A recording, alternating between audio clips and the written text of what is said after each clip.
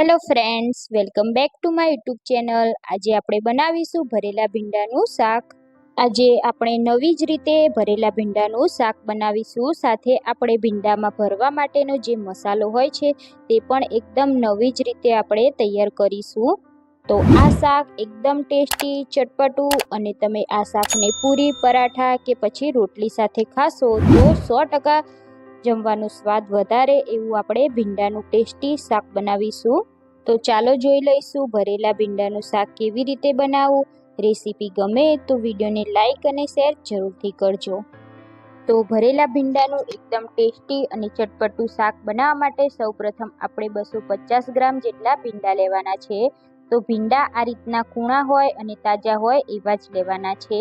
તો પાછળનો ભાગ ભીંડાનો કટ કરી અને તમે ભીંડા તાજા છે એ જોઈ શકો છો। તો આ રીતે આપણે ભીંડાને ભરવા માટે તૈયાર કરીશું।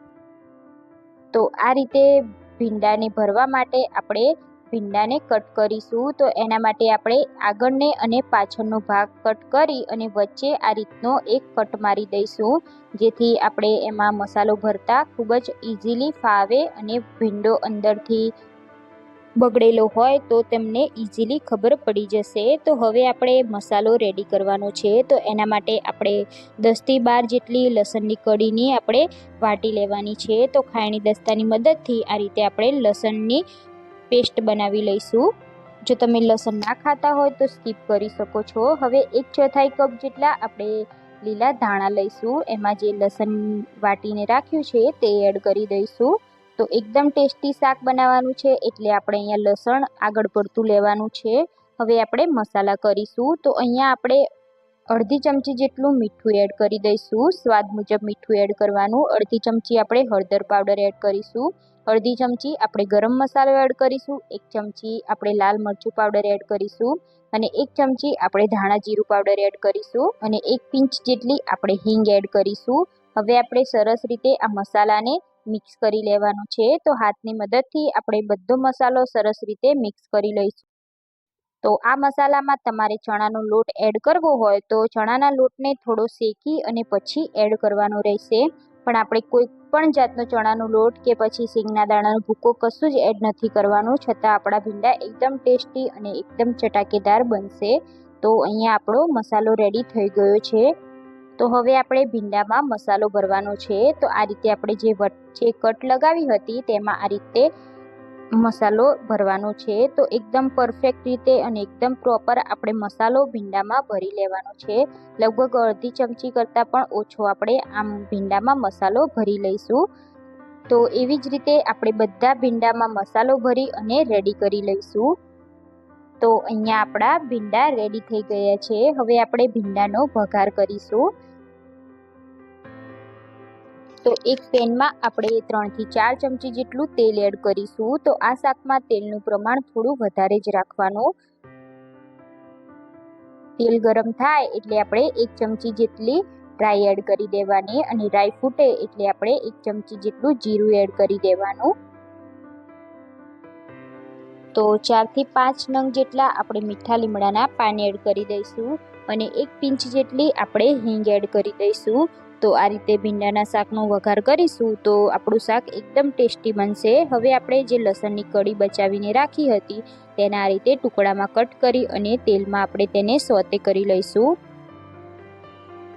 તો આ રીતે તેલમાં લસણની કળી ફ્રાય કરીશું તો આપણા શાકનો ટેસ્ટ ખૂબ જ સરસ લાગે છે। હવે આપણે જે ભરીને ભીંડા રાખ્યા છે તે આ રીતે આપણે તેલમાં એડ કરી દઈશું અને એકદમ સરસ રીતે આપણે તેને હલાવી અને મિક્સ કરી લઈશું। તો એકદમ હલકા હાથે આપણે મિક્સ કરીશું જેથી આપણા ભીંડામાંથી મસાલો નીકળી ના જાય। તો તેલમાં આપણે આ રીતે સરસ રીતે મિક્સ કરી લઈશું। તો આ રીતે આપણે મિક્સ કરી લીધા છે। હવે આપણે ઢાંકણ ઢાંકી આપણે તેને એકદમ સ્લો ગેસ ઉપર આપણે 3 થી 4 મિનિટ જેવું કૂક કરવાના છે।